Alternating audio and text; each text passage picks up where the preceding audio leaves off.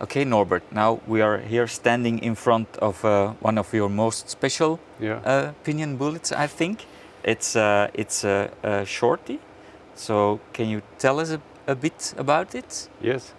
Bei dem Shorty kürzen wir das Ganze um 25 cm. Es gibt genug Kunden, die brauchen nicht so ein Riesenbullet, die möchten so was Kurzes haben für die Stadt, für eine Aktentasche, für eine Kiste Bier, für einen kleinen Hund und dergleichen. Deswegen haben wir da angefangen, die kurzen zu bauen. Das ist jetzt kein Riesenmarkt dafür, aber für manche Kunden ist das durchaus eine Alternative zum normalen langen Bullet. Mittlerweile gibt es ja auch das X-Bullet, was nochmal 22 cm länger ist wie das normale Bullet. Und das ist nochmal das Gegenstück dazu. Okay. So it's a special color? Ja, das ist, die Farbe ist Lasur-Schwarz. Das ist im Prinzip ein Chromlack, der unter dem Schwarz ist, der durchscheint. Auf den Chromlack kommt dann eine schwarze Lasur drauf. Deswegen hat das so einen schimmernden Effekt, die Farbe. Okay. So maybe we can have a look in detail more, so that we start in the front of the bike, that you tell us more about all the components that are on it, and then we'll move back to the back. Yeah. Okay. Okay, so tell us about the front part, please. Ja.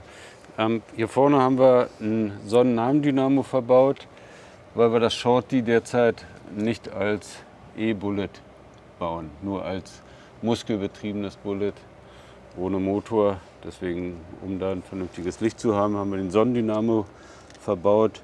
Bei der Bremse haben wir dann eine Magura MT8 verbaut. 2 Kolben, aber große Kolben halt, genug Power, um das auch schnell zum Stehen zu bringen. Als Licht Supernova, die wir da verbauen, die ein schönes Licht macht. Vom Erik von Volution kriegen wir die kurzen Boards dafür. Okay. Da gibt es ja auch nichts Standardmäßiges. Hier haben wir normalerweise noch einen Seitenständer dran. Aber da wir ja Kaffee abgeholt haben, gesegelten Kaffee aus Hamburg, haben wir uns gedacht, mit Seitenständer und dann 45 oder 50 Kilo da vorne drauf, das war mir zu heikel. Deswegen haben wir dann den Doppelbeinständer wieder angebaut. Ja. Okay. And then the back.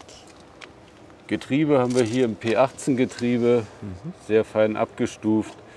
Da findet man immer den richtigen Gang für sich und die richtige Trittfrequenz, wo man sich dann halt wohlfühlt. Okay. And then the cockpit. Hier oben haben wir einen Paschier-Lenker aus Neuseeland, den wir jetzt auch verbauen. Der hat einen sehr schönen Flex, ne? Ist trotzdem stabil dabei,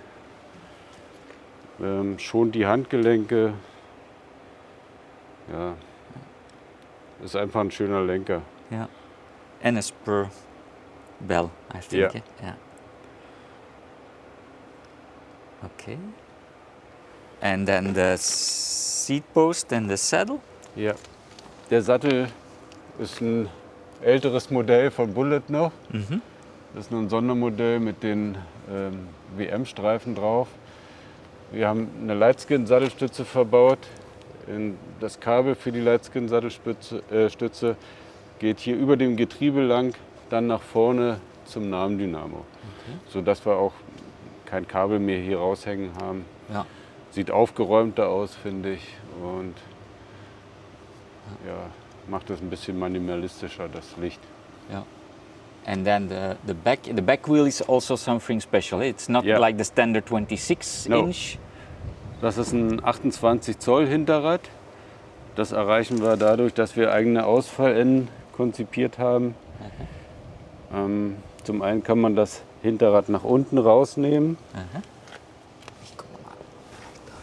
Und zum anderen halt erreichen wir mehr Höhe und wir haben hier sogar noch Platz, dass wir einen dickeren Reifen reinmachen können, aber da das ja muskelbetrieben ist, habe ich mir überlegt, einen schönen Schwalbe Supermoto da reinzubauen, 28 Zoll.